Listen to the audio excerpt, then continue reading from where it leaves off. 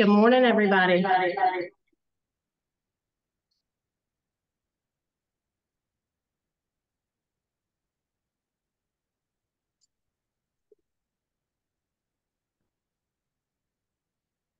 Give us 1 second.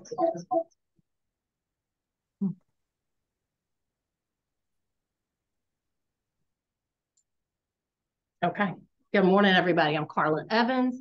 I'm the current chair of our technology committee. I want to thank all of you for coming to class today. We've got about 35 in attendance here in class and some other amazing realtors joining us on Zoom. Today's presentation is brought to you by the RVAR Technology Committee, and it is a hybrid class. Laura Benjamin is joining us from her office this morning, so she can monitor those that are joining us via Zoom. For those of you that are on Zoom, we're going to ask that you remain muted until we do our Q&A. For those of you that have questions, there's chat functionality for you there, so you can ask your questions there, and there may be some opportunity for us to pose them as we go throughout today's presentation, okay? For those of you that are here with us, we do ask that you silence your mobile devices. As Jim mentioned, there are cameras throughout that can pick up on those. Sorry. No, you're fine. We are recording today's class, and we will make that recording available for at least 30 days after today's session, okay? We're also going to be sending out a survey to the attendees for today's class. Not only do we want your input on today's class, but we want to seek your suggestions on any future classes that we can bring to you. Before we get started, I want to talk about some upcoming events for the association. Coming up on September the 8th, Friday, September the 8th, we've got the RVAR Annual Golf Classic at the Roanoke County Country Club. September the 13th, we have 50 Shades of POA, taught by attorney Jim Gilbert. Everything you want to know about property owners associations, including the new resale disclosure document that's required, okay? A new event coming up, it is Pinball and Pizza on Thursday, September the 14th. We want you to join us at Center in the Square to enjoy both the Pinball Museum and the Roanoke Starcade. If you've not been there before, you're in for a fantastic event. Our next, RVAR's Tech Committee will offer its next class coming up on Tuesday the 26th. This is where Jay Kilby is going to demonstrate RPR's mobile app. He swears it's going to become your favorite real estate app. For those of you who've not been using it, definitely a class you want to attend. And if you enjoy today's class, you're definitely going to want to attend our follow-up. It is a part 2 coming up on Wednesday, October the 11th. We're going to have some other amazing agents throughout the Valley who are going to present on similar topics. We've asked the Cones to come and talk to us about their YouTube strategy and what they're doing around video. Heather Watson's going to come and talk about her reels and Instagram and following. And so, again, some other amazing agents to join us. And then registration for these classes and events is available online, plus flyers are available for those who are attending in person in the back. As for today's class, we've got 4 speakers for you. First up is going to be RVAR's CEO, Laura Benjamin. She's going to address some of our online advertising rules, followed by Andy Griesinger. Andy, forgive me if I messed your name up, but he's going to talk about his video strategy. You guys will get to see some videos that he has on his Instagram and just throughout his social media that are pretty fantastic. So we're excited. He's joining us from Charlotte, and he is on Zoom today. We have got the amazing Katie Cookston. She's going to talk about our Instagram and Reels. Katie's an agent here locally with Keller Williams. And our final speaker is going to be Alicia Merchant. She's going to talk to us about her Facebook strategy. Alicia's with Net Realty. After our speakers conclude, we're going to have some Q&A time for any questions that you guys have as we go throughout. Okay? All right, I'm going to turn it over to you, Laura. Thank you. I am, as Carla said, I'm Laura Benjamin, RVAR's CEO, speaking to you from my office just a few steps away. I'm joining the Zoomies today. The Tech Committee asked me to just briefly touch on the online advertising rules that apply to all of the examples you're going to see today. So let me share my screen.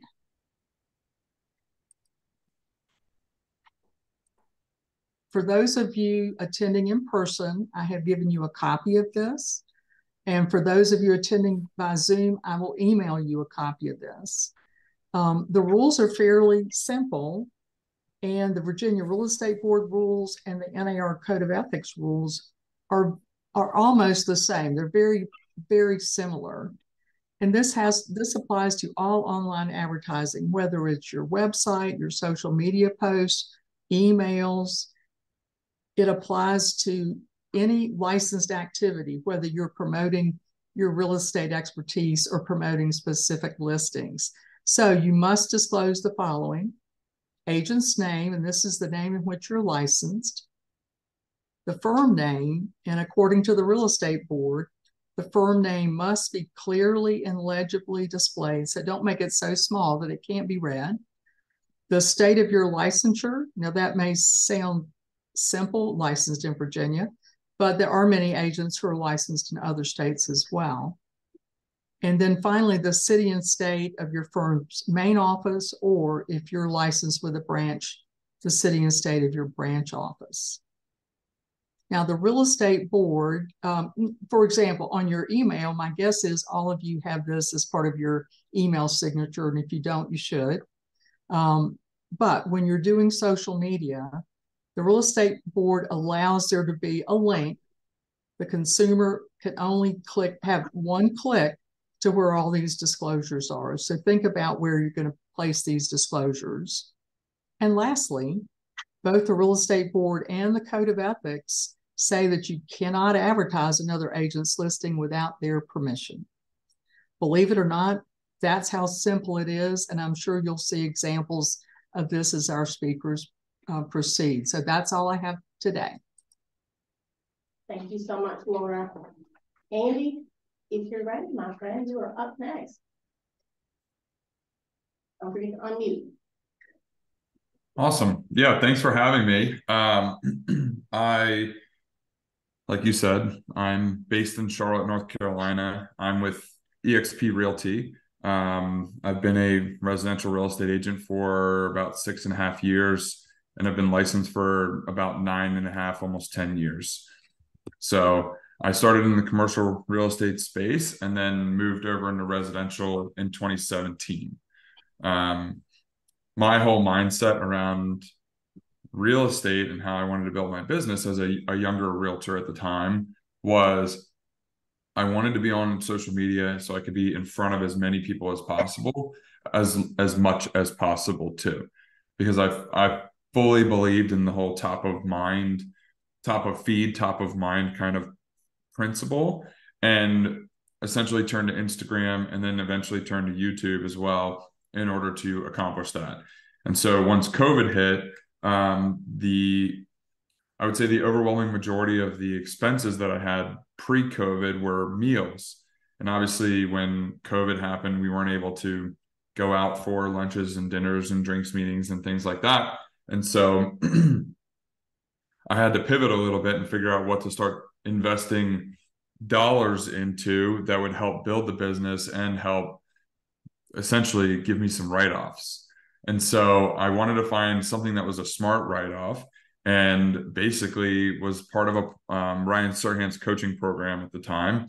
And he had suggested investing in video advertising, whether it was doing the videos myself or boosting them on Facebook and Google and YouTube, or all of those combined. And so I actually ended up hiring a video production team in April of 2020 and started filming immediately and started putting out content, about one or two videos a week, and consistently have been putting out, I'd say, anywhere from 3 to 6 videos every single week.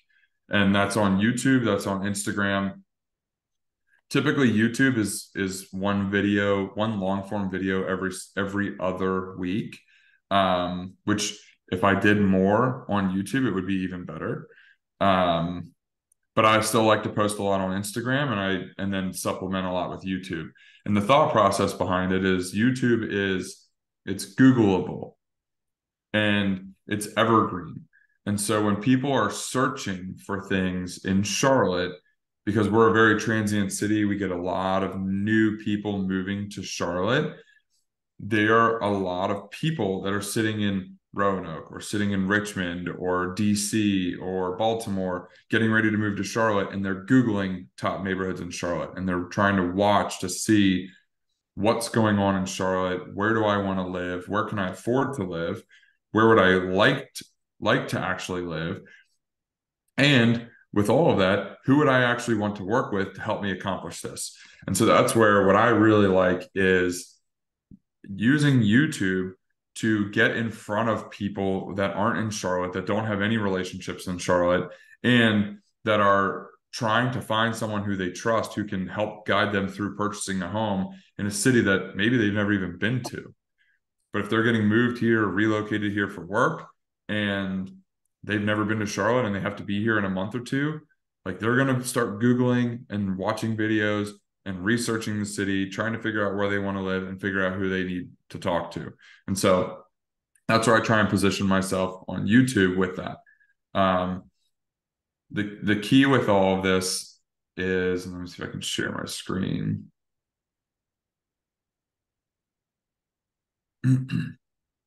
Whether it's YouTube or Instagram, the key is you want to make sure that people can understand what you do immediately when they go to your page. And so between YouTube and then Instagram, people can see right away that I went to Virginia Tech. I'm a real estate agent. I've won awards as a real estate agent. I have a clean page with lots of content, whether it's personal content, business content, branding content, whatever it is, there's constantly something for that people can look at. And I'm always making sure that there are not reels, but stories up here for people to see as well. That way it's very non-committal to people when they come to your Instagram page, or even if they come to your YouTube channel, they can look at some of the YouTube shorts, because these are typically much quicker videos. It gives them something to look at, and it feels like it's a attractive way for them to get to know who you are. Because my whole idea with this is pictures say 1,000 words, but video says 1,000,000 more. And people can really get a feel for who I am and my personality. As long as I'm being authentic on video, they can get a feel for who I am just based on watching some of these videos, whether they are looking at something about EXP, whether they're looking at a video to talk about prepping their house to sell, overall, the experience, what it looks like buying in Charlotte, or maybe they want to learn about South Park. Or, I mean, that's where the other piece to this is having different playlists. And so I have like a zip code playlist. More impressive. And you can see here, Myers Park, Freedom Park, Dilworth, different listing tours, Midwood, Noda, Concord, like the list goes on and on and on, all of these different areas. And so if someone's coming to my channel, then they have lots of different things that they can look at for lots of different parts of town. And I can keep them here for a while. So that's the whole key behind doing this, is they can check out all these different areas, and then they can figure out where they want to be. And by the time that they watch a couple of these videos, ideally they decide that they like my personality and they want to work with me, and I can get the call. So that's kind of like a quick rundown on my mindset and philosophy behind YouTube. And the other piece of it is then it can lead you into doing different listing videos. So if I have really cool listings or really unique listings, I will film those. Like this one was a horse farm that was like 50 minutes outside of Charlotte, which was really cool. This was a whole new construction community that the developer reached out to me on Instagram because he had been watching me for an entire year and brought me 6 $1.5 million listings to sell for him. So people are watching. Whether stuff comes right away from video and putting out content like this all the time or not, they are watching. And if you're staying consistent with it, it can pay off. This was another one with that same community. And then some of these are just cool listings. And then this was actually, what do you think this would go for in Charlotte? Something that I sent a referral in Hudson Yards to an agent up in New York City. And once he listed it, I actually flew up there, met with him, filmed around Hudson Yards, filmed in the listing itself, and then flew back to Charlotte that night. So it's going one step above and beyond just the what the average agent is doing with this video stuff and staying consistent with it. It makes a huge difference. I've sold some really cool properties just because of YouTube, and there's a lot of power being able to sit in someone's home and pull this up and show them how many views you can get on some of these videos and tell them that you're going to be able to do that for them, and no one else in this city can really do that, right? This one had 23,000, 33,000, 7,000, 26. Like, you can see they're getting a lot of views, which is a lot more opportunities for them to bring in potential buyers. And so between that and having a very clean Instagram page, which everyone should follow me on Instagram and subscribe to my YouTube channel. So there's my shameless plug.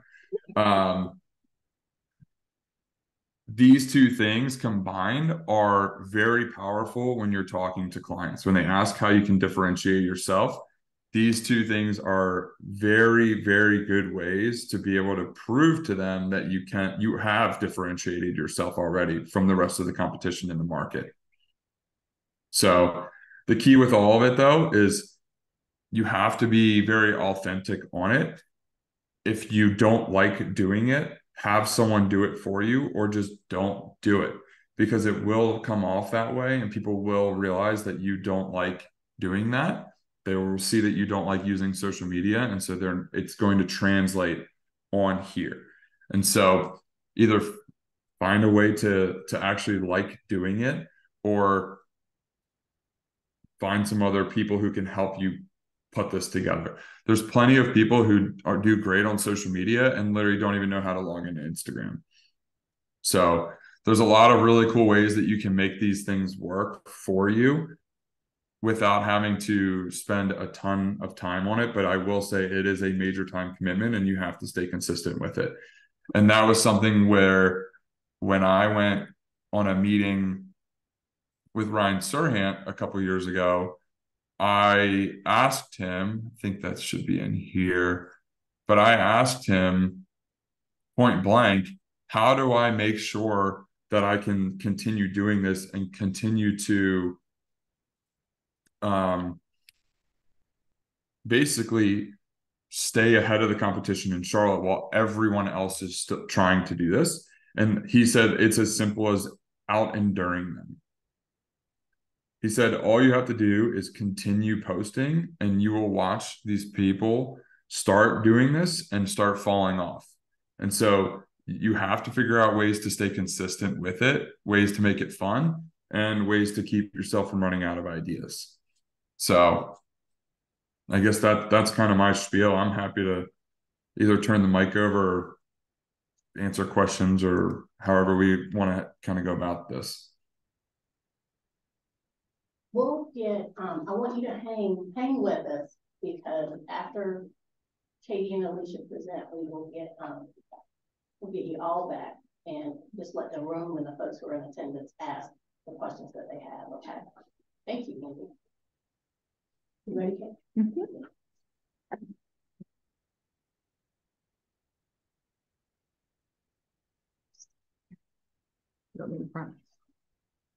Yes, what you're going to say. So I am Katie Cuxton. I am with Keller Williams. And Carla asked me just to put a few quick tips that have helped me in my business. My background is in marketing and technology. When I became a real estate agent, I was a single mom. So the idea of paying for anything didn't exist because there was no money. So I took what I already knew and basically I study it to the point where it gets really nerdy, but it has launched my business. So I am constantly studying other creators, other agents outside of the area, So like I would look to Charlotte and be like, how's that agent doing it? You know, how did they succeed? And bringing that back here. So these are just a few tips that I have used in my business where I've seen things launch. This is a reel that I just posted on Instagram. The number one thing, if you're going to do a reel to get the most publicity possible, is find a trending song and take some of the words from the song and relate them back to something that happened in real estate. I also happen to be the one that skirts around the issues and calls it like I see it. So this upsets some people.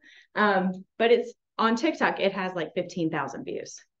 So you can also see the difference between different social medias, how you post them, where you post them, when you post them. But the biggest thing I can say is there are tons of people out there. It's super easy. I do not spend a lot of time. I literally follow content creators and I see what's trending and I'm like, oh, here's how I can relate it back to real estate. Here's how I can use it in my business. And you're going to get in front of so many more eyes that way.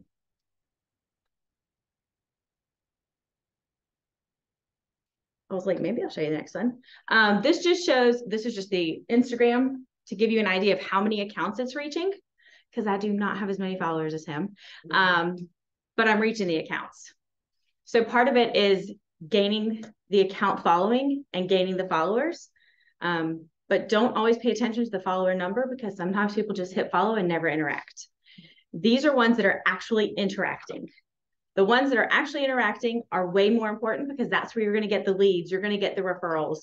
You're going to have the people, like he said, you know, looking to move to Roanoke. Well, if they've got an agent somewhere else and the other agent has followed you because they've wanted to grow outside of their niche and learn how people in different areas of the country are doing it. And they're like, oh, I just saw this agent. She's all over Instagram. That's how you're going to stay in front of their mind. The biggest thing I had also was consistency is key. And mine looks very similar to his. You break it up between videos, between posts, creating stories, creating your highlight reels at the top, all of those. And it's very simple, but it is very time consuming.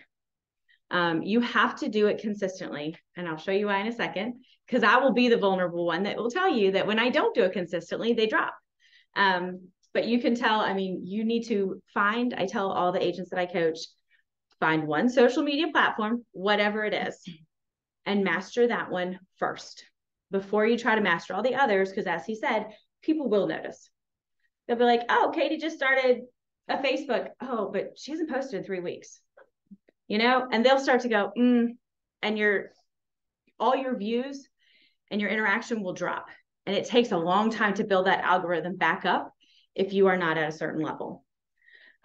This is where I will be vulnerable. I thought about not sharing it, but this is why you need to stay consistent. So my family took a vacation in August where I tried to be as unplugged as possible. It didn't really work, but I didn't post very much because I was trying to spend the time with my kids. 1 week in August took my views, now this is from Facebook, took it down 30%. That is 7 days. And it still reached 10,000 accounts in those 28 days. But it's because I have built it up and spent so much time getting it to a level that in another month, it won't be read again because I won't go almost a week without posting. But where I would normally post at least once a day, that whole week, I think I posted once, maybe twice, because I was trying to enjoy the time off. But this is where people who have built the accounts up are telling you that consistency is key. Because if I didn't have such a high algorithm to begin with, that would have killed it. And instead, where I can build this back and flip it around in a week or two, if I had just started an account and just started posting, this would take months to come back from. The way the algorithms work is he's got it right. You're top of mind. You always want to be the first one that they're seeing when you log in, because the more they see your face, they might get tired of you. But the more they see your face, the more they remember you, right? You don't ever want them to forget who you are, what you're doing, what you stand for. You can look on my Instagram, on my Facebook, on my TikTok, you can see everything. It is a lot of business, a lot of personal, a lot of our team stuff. But the biggest things are staying on top of what's trending if you want to get in front of people and stay at their forefront, and the consistency. Did I make it my 10 minutes?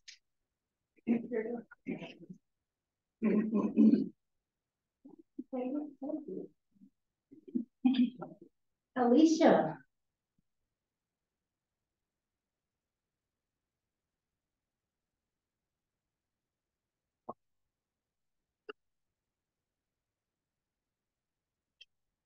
It's me. Hello, everybody. I'm Alicia Merchant, and I'm with Nest Realty, and I was asked to come here by Carla today to talk about storytelling. So anyone who knows me knows that I've built my business on transparency and just being who I am as a person. My brand is Alicia Merchant, the Lupus Realtor. And I'll go a little bit deeper into what that entails. Let me share my screen.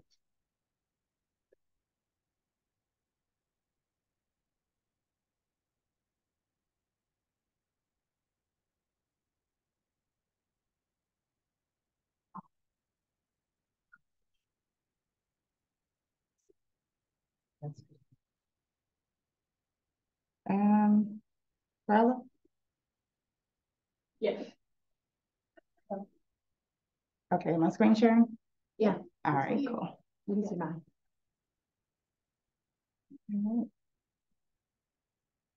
Okay. So today I'm going to talk about unlocking the secrets to a thriving business and attracting an overflow of clients by simply being who you are. So who is the Lupus Realtor? Usually when I tell people that that's my brand, they're like, what the heck is that? Who is the Lupus Realtor? So I'll go a little further into who that is. But I'm going to be transparent like Katie was, and I also contemplating on sharing some things, but I'm always transparent on social media. I'm transparent, so I'm going to do it with you guys as well and share some of my journey. I'm going to tell my story with you guys. So in 2012, I was working for Anthem, Blue Cross Blue Shield, and I thought that's where I was going to retire. I thought that was my life, and I fell ill really fast. I lost all of my hair. I had 40 pounds of fluid on me from my kidneys failing, skin rashes over my entire body. And within 3 months, I was diagnosed with SLE lupus nephritis and stage 3 chronic kidney disease and fibromyalgia, and my entire life changed. I went through 6 months of chemotherapy, but during that time, I didn't find anything in my community for lupus. I was alone. I didn't have anyone to talk to. No one told me, I got through this, so you can get through this too. And so after I went through chemo, although it was the hardest thing I ever had to endure, I realized that I never wanted any woman in my community to go through what I went through alone. And so I started a nonprofit called Making Lupus Look Good. And what we do is we created custom wigs for women who had lost their hair to lupus. We did photo shoots and makeovers to remind them that they're still beautiful, despite the many insecurities that we face day in and day out that I still deal with day in and day out. I also started the first support group in our community, the Survivor Circle, in over a decade to build a community of lupus survivors so that we could share our stories and talk to each other and motivate each other that if I can get through this, you can get through this too. Some of my other accomplishments were I became a certified chronic disease self-management workshop leader, CC Williams Community Service Award from Urban Professional League. I received the You Are a Star and the Star City Award from Mayor Sherman Lee, featured in Korean Living Magazine, Time Magazine, Morning Brew newspaper, and I was a keynote speaker for Edward Beard College of Osteopathic Medicine on Virginia Tech's campus. Team of Advisors member for Patients Like Me, the world's largest personalized healthcare network, virtual advisory team member for the All of Us research program with the National Institutes of Health. And also, ironically, I was the Lupus Awareness Month representative for Blue Cross Blue Shield, the company that fired me when I got diagnosed with lupus. So it's crazy how it comes full circle. But I got to a point in 2019 where I really got tired of giving and being broke. Something that I did not really open up to the word about during that time was that I was also on disability. I was receiving $1,500 a month, and I was also on housing assistance, something that I never dreamed that I'd have to be on, but those services were available to me when I needed them. But I was tired, and I'm a very spiritual person, and I was just kind of praying about, you know, God, I know you want me to be a giver, but I don't want to be broke by doing so.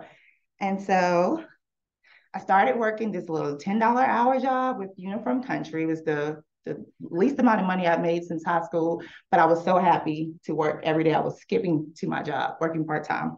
But the first thing that happened to me was my rent increased and my disability was starting to decrease. So I found myself working for nothing. It was very discouraging, and I almost wanted to just go back to being a lupus advocate and not even trying to work. But I knew that there was more for me, so I continued to push forward. I decided to go for my real estate license in 2020. Real estate just kept coming back to my soul, and I was actually arguing with myself about it because I'm not a salesperson. I don't even like salespeople. I like you until I realize you're trying to sell me something, and then I don't like you anymore. So I never wanted to be that person. However, it was speaking so loudly to me that I was just like, okay, COVID hit. There was nothing else to do but to study for my license. And I said, hey, I pass it, I'll be a realtor.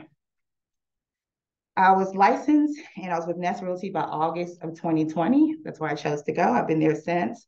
However, I could not sell water to a fish. My brokers are here and they know that. I had a really tough time. What I was doing was I was looking at this person and I was looking at that person and trying to see what they were doing and trying to imitate it. And it was not working for me because it was not authentic. People knew that it wasn't who I was. And I'm like, trying to get people to look at me as not just being a lupus advocate anymore. I'm like, hey guys, I'm a realtor now. And everybody's just like, oh, okay. So no one was listening to me. And it was very depressing because it was almost 6 months and I hadn't sold anything. I was going to try the Zillow thing, but I didn't feel comfortable. So what I did was step back. I stepped back and I regrouped and I remembered who I was. So I started to look back on why I got into this business. I knew that I wanted to change my life circumstances. I knew where I came from. Also knew that I had a lot of community connections. And so I stepped back and I kind of prayed about it. And it one day came to me that I was going to be the lupus realtor and that I was going to close deals to heal. So every house that I sell, I actually donate to help find a cure for lupus awareness. But I also started talking to the Fair Housing Board. I applied to be on that.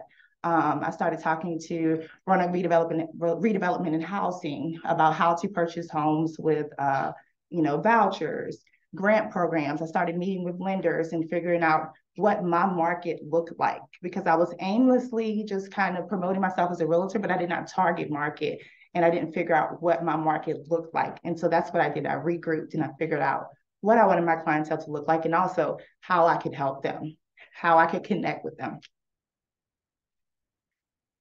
And then I reintroduced myself as the lupus realtor. And I began to open up to the community and I began to tell my story. It was my first time I remember getting on social media in the beginning of 2021 and opening up about being on disability and struggling and being a mom, why I got into the business and, being on housing assistance. And it was like my business just transformed overnight.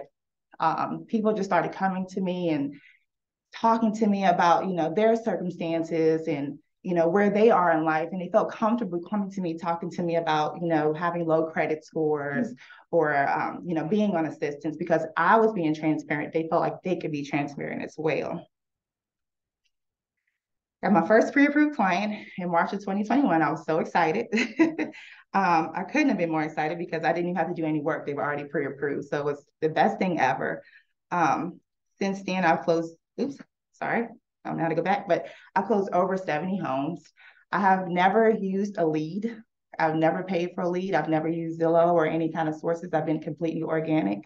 I'm now the vice chair of Roanoke City's Fair Housing Board, Diversity, Equity, Inclusion Committee member for Virginia Realtors, Council of Community Services board member for Roanoke City, HUD Funding Citizen Review Committee member for Roanoke City, NNEO organization board member, a qualified homebuyer education trainer with Virginia Housing Leadership College graduate, top organic producer at Nest Realty, and I've hosted numerous successful homebuyer education events in underrepresented communities, partnered with Roanoke City, Virginia Western, Hollins College, Roanoke Housing Redevelopment, and also Habitat for Humanity. So there are a couple of things that I feel like you need to do. I feel like storytelling is the most powerful marketing tool that there is. I think all the other apps are amazing. I am not really good at TikTok, so I was kind of taking notes over here about TikTok, but most of my leads, the majority of my leads come from Facebook and Instagram. Not as much Instagram as Facebook because I do a lot of writing. I'm a writer and I'm a storyteller. Instagram cuts me off. TikTok does not allow me to say all the things I need to say, and neither does Twitter. So Facebook really works for me. So number one, figure out who your market is and how you can connect with them.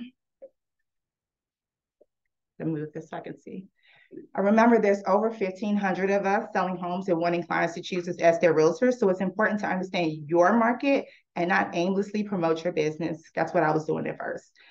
Figure out what you want your market to look like, and then really think about how your life, your losses, your wins, your ups and your downs, and how your story relates to them, because connection is going to be key. They're going to feel your authenticity.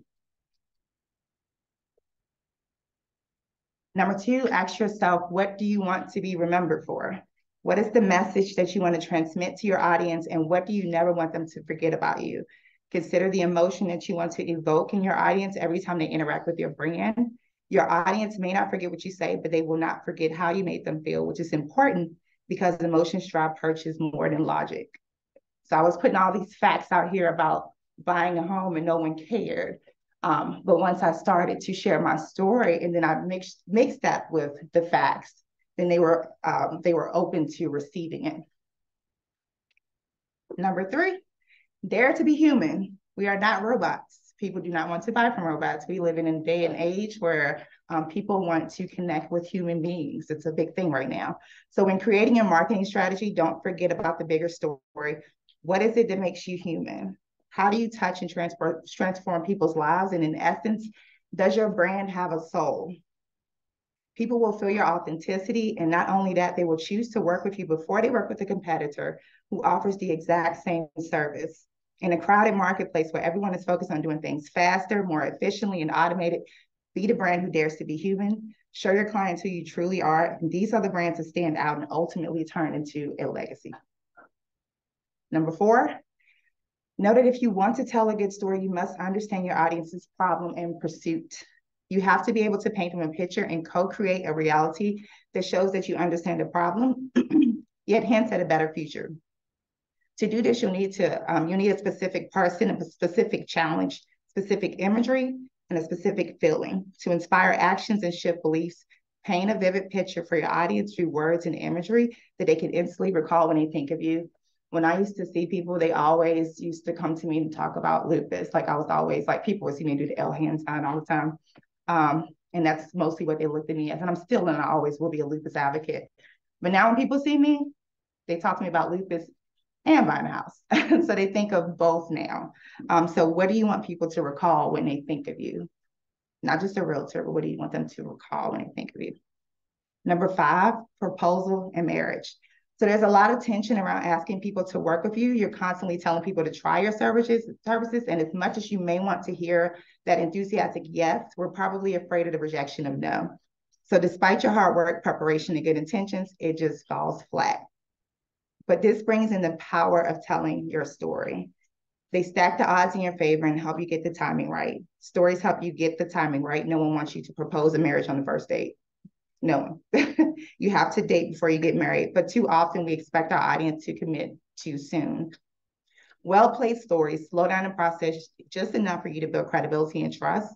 Stories make proposals irresistible because they allow us to build connections so strong that when you do go in for the ask, it simply feels like the next logical step. Your clients will say things to you like, it's about time, or I've been waiting for this. So tell more stories.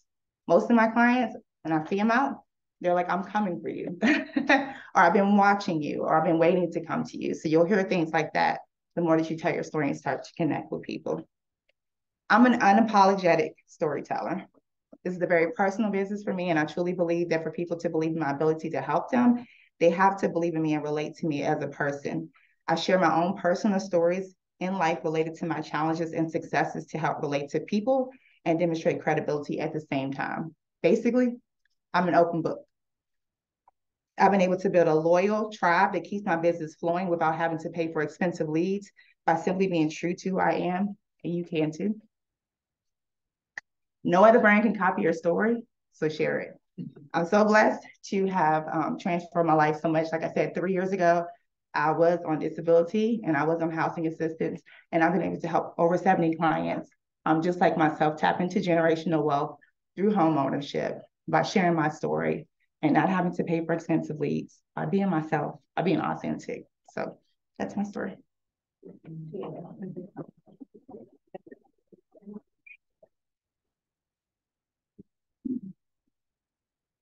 Alicia, I'm gonna have you and Katie go back up there to the podium so that we can take questions that you guys and Andy from the audience and those attending with us on the. I've got prepared questions, but before I launch with those, does anybody here in the room have questions? Yeah, go ahead. And this question is for Andy.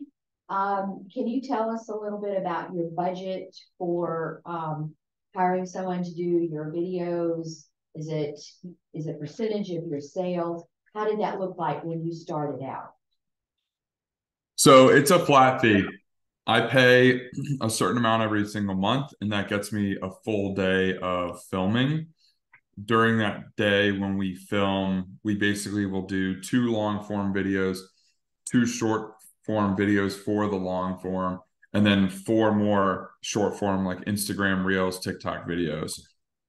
So I'm filming about 8 or 9 videos every time we get together to film once a month. And so that package runs, I got a little bit of a discount because I was the first one to do it with this company. But that package runs probably around like $3,000 a month just for the filming. And they edit it, they send it to me. What that looks like also is we do some storyboarding and brainstorm calls beforehand. So we're fully prepared on film day. Andy, I'm interested to know, are you, once they get the video and things to you, are you posting them yourself? Or do you have a team who kind of takes it from there? Do you have virtual assistants or somebody who's managing your social media presence? I don't let anyone touch my social media stuff right now. That's my baby. Okay. I love it. I love it. And what about you? Like, do you all have help? Like, Alicia, you talked about your storytelling and translating that to the posts that I see, because I follow you on Facebook. Do you and you too, Katie, I follow you both, but do you guys have help, or is that all you? Are y'all like Andy? I like Andy. That's my baby. Maybe one day I'll let it go, but I can't see it. I feel like if someone else does it, it's not going to be authentic, and then I'll miss the mark. So, never. Do you have anyone that helps you with your videos? I do. I use a guy named Devontae Warner. He helps me sometimes, but a lot of times I'm doing it myself. I don't trust anybody with my baby. Okay, do you do all yours? Yeah. You do all your videoing? So is it like this? Basically? Or with, you can get the selfie sticks and put with them the on. stick? Yep. So I was going to ask about equipment. Like, I'm interested to know, what are you ladies, using? Is it just cell phones? Tablets? From an equipment perspective, what are you using to capture your videos? Cell phone for me. Cell phone. Do you use the stick? Do you use it, Alicia? I use my arm. That's my stick.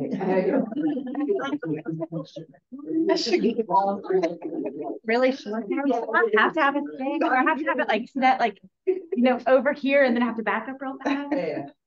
I don't have that luxury. So what's the time commitment from each of you? What is the time commitment? I'm going to say per week, how much time are you spending on your social media channels? Andy, you tell us first. I'm on it every single day. Because the other thing with this is it's not just about posting, it's also about engaging with other people. Because Instagram plays very nice if you're playing nice in the sandbox. And so what they want is they want to see that you're actively engaging with your community as well, not just scrolling and liking pictures, but commenting on things, sharing different things, DMing people, commenting on their stories. So I'm in there all the time. Like when I get out of a meeting, I'm going through my text messages, I'm going through my Instagram DMs next, and going through Instagram for a minute or two, and then going through emails. So it's a big time commitment. And then on film days, it's literally anywhere from 9 a.m. until 3 or 4 o'clock in the afternoon, and you're just hammering through filming all day. And sometimes we'll skip lunch and just keep going to save a little bit of time and be able to finish around like maybe 2:30 or so instead. And then the videos that you're capturing on film day, that's what you're distributing throughout. How far in advance are you planning, Andy? Like what you filmed this month, is that next month's content? Yeah. So what I actually had film day on Friday. And so what we filmed on Friday will get posted. It'll start posting like mid-September. And that's basically 4 or 5 weeks worth of content starting mid-September. What about you ladies? What's that time commitment look like? Every day. Every day. Is there a plan to it in advance? I'm interested to know. Yeah, so I try to do my photo shoots. Like what I'll do is I'll get a couple of outfits and then I'll do my photo shoots in advance. And then I'll go ahead and get my marketing guy to create my content ahead of time so that I'm not trying to do it day by day. So I can kind of drop it as I see fit. But I'm always on my stories, even if I'm not posting, because I don't believe in posting every single day because you can kind of get on people's nerves and then they unfollow you. So I'm trying to post on my page at least 3 times a week, but I'm posting on my stories every day to create top of the mind marketing, a drip campaign. So if your marketing is constantly dripping down your timeline, they may not realize that they're seeing it, but they are. So it creates top of the mind. So when someone at work says, I want to list my house, I want to buy my house, the first person they're thinking of is me, but I'm not doing it in a way where I'm just bombarding them. I'm just kind of doing the page and the stories. But every day, something's going out there. What about you, Kate? Mine's every day. You could see what happened when I didn't post every day. Mm-hmm. Now, okay, so all of you said you're on there every day. We know how much social media can be a little bit of a distraction. Give me a time frame. Are you on there more than an hour a day? Andy, is it taking you more than an hour, even when you're on there in between engaging? Couple hours? Yeah, I'd say I'd probably use it more than an hour. Okay. You ladies do. I'm probably on there a good 2 hours, but I'm doing the same thing Andy is. Because the more you interact, the more the algorithm likes you. And you stay at the top. That's why I said it wasn't as much about the followers. It was more about how you're interacting with everybody and what you're posting. And I also think too with clients, I think if you're just posting but you're not interacting with them, you're not creating a relationship. Other questions for the room? Laura, do we have any questions in the chat? I have one. So Andy, it seems like that your business plan, you're attracting a lot of clients outside of your market who are moving to your market. Ladies, are y'all doing the same? Yeah. So we have a yes and a no. So a lot of the clients, Katie, that you attract already live and work in our market. And then Alicia, you're getting as many. Mostly local, but I've moved from Florida, Maine, Michigan, and they're finding me either from just Google or Facebook because, like I said, the algorithms, or they'll find me on the Nest website and they'll just like my story. Like they'll say, I just liked your story, but I moved a lot of families from different areas in my Facebook. I move a lot, but that's not who I target. That's my dear. Yeah. What would you guys say is the easiest platform for folks to kind of get started on? Facebook. The one they're most comfortable with. Yeah. I would agree with that. They all have their own little nuances. So whichever one feels most natural is going to be the best one. That or wherever you think your ideal clients are going to be, then do that. That's your target range and seeing where you want to get clients from. What advice? None of your clients have ever even heard of TikTok. Don't use TikTok.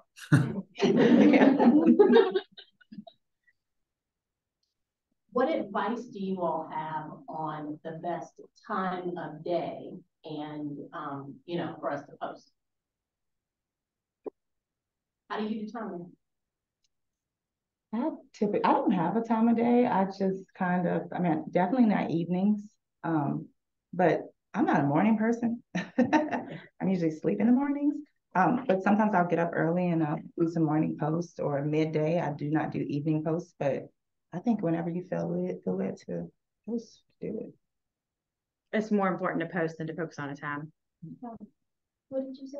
It's more important to focus on posting and staying consistent than to say, oh, I'm only going to post from 1 to 3 because something on the internet said that was a good time. Because then that's when somebody's going to call and say, hey, can you show a home? Hey, I need you to meet me with the inspector. And you're going to miss that day. You're going to go, oh, well, but Wednesday from 1 to 3 was the best time. So I'll wait till next Wednesday from 1 to 3. And you've missed that whole time. Yeah, I echo that. Mm-hmm. And I would say that the best time to post is when you actually would post, because, which is kind of I feel like a cheap answer, but ultimately you just need to get it out there. Are you all posting live, or are you using schedulers? Are you using something to schedule your posts, or are you just like, this is what I'm posting today. When I get ready, I let it go. I'll do both. Okay. Okay, do you do both? What about you, Alicia? I do both too. Okay. I kind of do real time. Mm-hmm. So I think a lot of times people struggle with what to put out there or what the content is, but there's a long process to the closing table. So under contracts, closing day, radon inspection, termite inspection, just put it all out there as you're going. And it just takes 1 minute to walk into the house while you're getting a home inspection and record it on Snapchat and post it. So just constantly dripping. Do y'all get permission from your clients if you're posting their house, like a termite inspection? Like if you're there and you're posting at their house or at the closing table? Mm-hmm. You just verbally get their permission? Okay. You can actually go through some of my reels. I had one close in May, maybe. And they were relocating here for him to work at VMI. And he actually got promoted at Lejeune, either right before closing or right after. So, because we were hustling, it must have been right after that he literally had to drive back to Lejeune. So I asked his wife, I was like, I want to post it, but I want to post how we got it all done with his promotion ceremony coming through. So she actually sent me the picture of the whole family. And I was like, are you sure? Like, because I was just going to post him for social media. And she said, nope, it's a whole family affair, post them all. So I do usually ask. As we wrap up, I'll ask one last question for you guys. You all kind of shared the importance of being authentic and transparent and truly being who you are in your social media to attract folks to you. Well, leave us all with one other lesson that you learned or a pitfall that has occurred, something you would that we could learn from each of you. I would say don't look at other people and see what they're doing necessarily. Even what I'm saying today may not work for you. Just be true to yourself, because it's not going to come off to other people as transparent and authentic, and they're not going to be able to connect with you. So don't look to the left of you and to the right of you. Just kind of look inside of you and see what you can offer for people. What about you, Andy? That's a very, very good one, because even at any level of real estate sales, you can still compare yourself to other people. But my big one is making sure that you set yourself up for success and not allow yourself to burn out of it so fast, because a lot of people will say, okay, I'm gonna commit to social media. I'm gonna post 5 times a week. If you've never posted 5 times a week, you have no idea what it feels like to actually post 5 times a week. And it is a lot more than you may think. And so I'm a big fan of like building the muscle. Like, you don't just go to the gym the first time and lift everything and go super heavy on weight and then go back the next day and keep doing the same thing. So I'm a big fan of starting with something that's sustainable that you can then layer on and add to. So maybe you start just by posting 1 time a week, 2 times a week, and using stories 1 or 2 times every day. That's a much easier way than having 5 full-on posts every single week, because it's a lot of work, it's a lot of time, and it will burn you out really fast. So think about something that's sustainable. Thank you, Andy. I'd love to meet, or let me take it back. I've met Brian Serhant, but man, you got to tell us about his coaching program. I think that's pretty awesome. Katie, give us yours. So mine's very different than theirs. Mine would be not to have a limiting mindset. I run into a lot of people in a lot of different markets because I do have a very prominent social media. And then when I suggest things, people are like, oh, we don't do that in Roanoke. That'll never work. Or, oh, well, that's how they do it in New York City. Like, that won't work for an agent here. The reason it won't work is because you have a limiting mindset. There's no reason that says that you can't make a brand off of lupus. I'm sure she was told by somebody. Yes. And if you have that limiting mindset, it's not going to work. I was told I wouldn't be successful, that I had to buy leads, because when I came in 2016, everybody was either buying leads or they weren't trying to make what I was making. I still haven't bought leads. So, but if you listen to that limiting mindset, you're going to fulfill that limiting mindset. So really just, a lot of it is about being authentic, but deciding what you want and what you want to achieve in life. I love it. Thank you all for your time.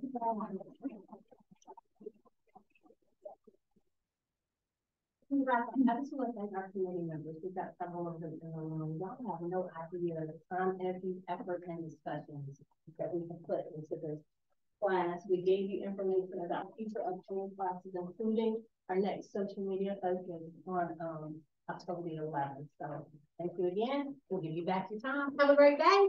Thank you. Thank you, Andy.